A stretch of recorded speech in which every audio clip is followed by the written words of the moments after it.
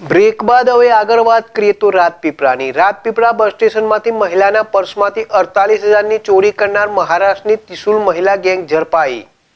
પ્રાપ્ત માહિતી અનુસાર રાજપીપળા બસ સ્ટેશનમાંથી બસમાં ચડતી વખતે ફરિયાદીની લેડીઝ પર્સની અંદર મૂકેલ નાના પાકીટમાં મૂકેલ ₹48,000ની કોઈ અજાણ્યો ચોર ઈસમ ચોરી કરી લઈ ગયેલ, જે ગુનાના કામે કમાન્ડ કંટ્રોલ રાજપીપળાના સીસીટીવી ફૂટેજ તથા બસ સ્ટેશન અને રાજપીપળા ટાઉનના અલગ અલગ જગ્યાના સીસીટીવી ફૂટેજ ચેક કરતા 5 મહિલા ચોરી બાબતે શંકાસ્પદ જણાતા શંકાસ્પદ મહિલાઓની તપાસ કરતા બાતમી મળેલ કે સદર મહિલાઓ અંકલેશ્વરના અલગ અલગ વિસ્તારમાં રહે છે, જે માહિતીના આધારે રાજપીપળા પોલીસ સ્ટેશનના સર્વેલન્સ સ્ક્વોડના માણસો અંકલેશ્વર ખાતે જઈ ચોરી બાબતે શંકાસ્પદ મહિલાઓની તપાસ કરતા કવિતાબેન તે સાગરભાઈ રાજુભાઈ હાથાગલી રહે બાપુનગર બ્રિજ નીચે અંકલેશ્વર તથા કવિતાબેન તે મનોજભાઈ રામદાસ ફાસાની રહે અંદારા નવી વસાહત અંકલેશ્વર તથા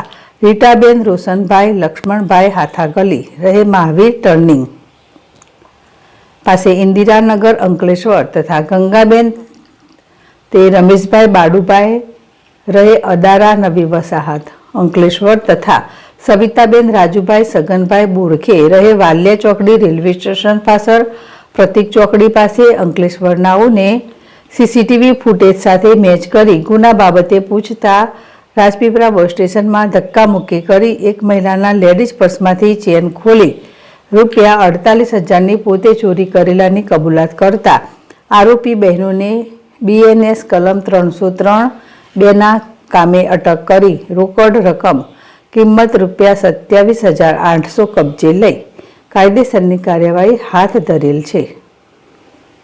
દીપક જગતાપ, ZSTV, રાજપીપળા। માંગરોળથી સુરત જતી હતી લગ્નની ખરીદી કરવા માટે, તો મારા પાકીટમાં ₹48,000 હતા। એટલે પાછળથી બસમાં ચડતા બીજા દરવાજાથી મારા પર્સમાંથી નાનું પર્સ હતું તે ખેંચીને બેનો કાઢી ગયા હતા। એટલે મેં 100 નંબર પર ડાયલ કરીને પોલીસને જાણ કરતા બસમાં તપાસ કરી હતી અને પછી તરત ગણતરીના કલાકમાં પોલીસ સાહેબોએ બેનોને શોધી કાઢી છે ને એમાંથી મારા ₹27,800 એમને કબૂલ્યા છે, બીજા પૈસા એમને વાપર્યા છે।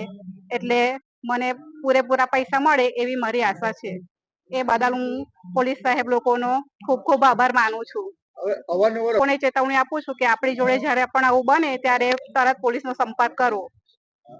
આ ઘટના 12મા મહિનાની 11 તારીખે બની હતી અને મેં ફોન કરતા પોલીસે બીજે દિવસ બપોર પછી તરત જ એમને પકડી લીધા હતા।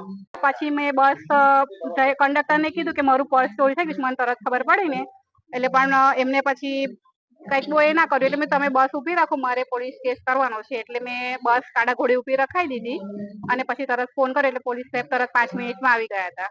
મને ખરીદી કરવા છે મારું પર્સ આખું નીકળી ગયું એટલે મારી પાસે ભાડાના પૈસા પણ ના રહ્યા એટલે પછી મેં એકદમ નિરાશ થઈ ગઈ।